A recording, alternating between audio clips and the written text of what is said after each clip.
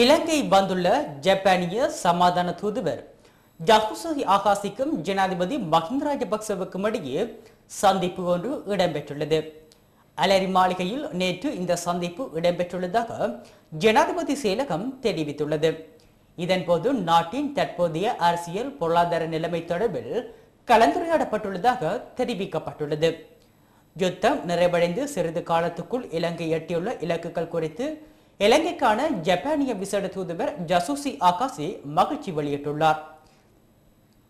தெற்கு அதிவேக நெடுஞ்சாலை நாட்டின் அபிவிருத்தி முன்னேற்ற பாதைக்கு வழிவகுக்கும் என அவர் குறிப்பிட்டுள்ளார்.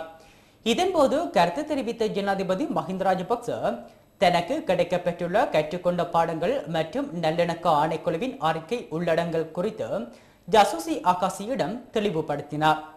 சந்திப்பில் வெளிவிவகார அமைச்சர் பேராசிரியர் ஜிஎல் பேரிஸ், ஜனாதிபதியின் செயலாளர் லலித் வீரதுங்க, இலங்கைக்கான ஜப்பானிய தூதுவர், ஜப்பானுக்கான இலங்கை தூதுவர் அட்மிரல் வசந்த கர்ணகொட ஆகியோர் கலந்து கொண்டனர்.